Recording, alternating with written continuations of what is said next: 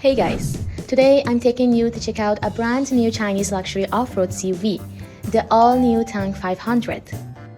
This is actually my very first time experiencing such a hardcore off-roader, and I've heard it's not only built to conquer mountains and rough trails, but also designed to make family trips super comfortable. Pretty cool, right?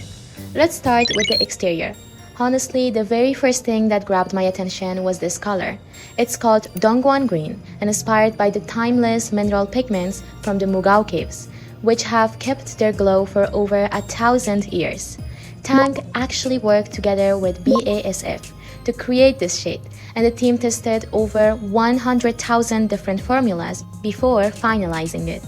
And just look at that finish. The paint feels so fine and delicate. The product manager told me it's made with the same nano-level grinding technology as Rolls-Royce's diamond black paint. That's how they achieved such a silky and premium look. Impressive, right? Now, the design of the Tank 500 actually borrows a lot of inspiration from ancient Chinese architecture. Pretty unique for an CUV, right? Let's start with the front face. You see these four shiny chrome grille bars. Officially, they call it the Juzhe grille. The idea comes from a Song Dynasty technique that was used to decide the slope and curves of traditional rooftops. Those rooftops were built steep at the top and then gently curved at the bottom.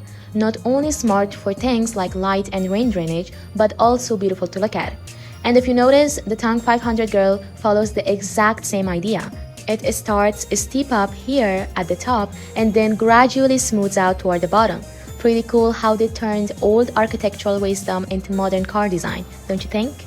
The headlight design also takes inspiration from ancient royal architecture, using the Dougong bracket element. It looks simple, but at the same time full of character. On the side, the body lines are straight and strong, running all the way from the front fender to the rear. They say this design was inspired by the neat, upright lines of ancient city walls. At the back, the taillights are modeled after traditional Chinese palace lanterns, with the light strips short on top and longer below. Very distinctive. And when you turn on driver assist mode, a little blue light shows up in the middle so you can notice it right away. But it's not just ancient design, the tech here is impressive too. The roof-mounted LiDAR has been lowered by 45% and made 60% smaller in size compared to normal ones. That means it blends better with the body and also reduces wind resistance. Even the car badge is special. It uses aerospace-grade indium plating. The benefit is that it doesn't interfere with radar detection at all. The only downside, it's expensive, about 5 times the cost of a regular badge. Now, let's step inside the cabin. The first thing you notice are these Nappa leather seats. To be honest, they're not the super soft, sinking type, but the support is excellent. Even the side bolsters give you really solid support, which feels great when you're driving. For the driver, there's even a headrest speaker built right in, so you can enjoy your music or navigation without disturbing the people sitting in the back. Pretty thoughtful, right? And look here, at the center console, the traditional gear shifter is gone. And instead, they've made room for two 50-watt wireless charging pads. That means you can charge 2 phones super fast at the same time without any messy cables. Very neat design. There are also plenty of physical function buttons here, and the design inspiration actually comes from the stone steps in front of ancient Chinese palaces laid out one step at a time. Pretty creative, right? And instead of the usual gear lever, they've switched to a column shifter. Honestly, I really like it. It makes daily driving so much more convenient, especially when you're making a U-turn on a narrow road and need to adjust the wheel a few times. Your right hand never has to leave the steering wheel. It's a big boost for efficiency. Plus, for longtime Mercedes owners, this setup feels super familiar, so switching over to the Tank 500 is almost effortless. This feature really shines at night, when visibility isn't great. That's when you'll truly appreciate how easy and smooth it is to use. Now, let's look at the instrument screen. It actually has a special infrared mode, and I've got it turned on right now. When this mode is active, any person that appears in front of the car shows up in orange on the display, see? If a new person walks in, they instantly show up in orange too. while everything else stays in gray. This way, while you're driving, the moment you see something glowing orange, you immediately know there's a person or even an animal ahead. That's your signal to slow down or steer clear. It's a really clever safety feature, especially for night driving or in low visibility conditions. Pretty cool, right? The Tank 500 also comes with a huge display, a 17.3-inch screen with 3K resolution and an ultra-thin 8.2mm bezel. The visuals look really sharp. But here's the fun part. You can control it in 6 different ways: by voice, gesture, touch, your phone, a remote control, and even the rear armrest screen. That last one is pretty rare. Of course, the simplest way is just tapping the screen with your fingers, but let me show you something interesting. Even the rear armrest has a small touch screen that can control it.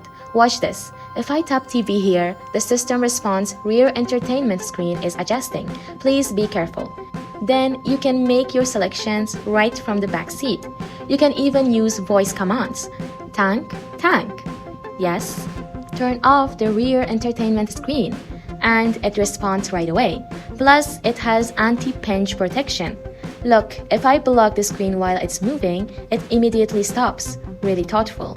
And that's not all. The car also comes with a 5.4-liter mini fridge. The button's right here. Press it, lift the cover, and check this out. You can easily fit 4 bottles of Perrier inside. The fridge can cool or heat. In about 20 minutes, it can drop from 25 degrees Celsius all the way down to 0 degrees Celsius, or heat up to 50 degrees Celsius in about 30 minutes. Super handy for road trips. On the car system, you can even choose from 4 different modes, all controlled right here on the screen. So the fridge has 4 modes. There's freezing, which keeps the temperature between -6 degrees Celsius and 0 degrees Celsius. Then cooling, which ranges from 0 degrees Celsius to 15 degrees Celsius. There's also a fresh keeping mode that stays steady at 10 degrees Celsius. And finally, a heating mode, which you can set anywhere from 35 degrees Celsius to 50 degrees Celsius.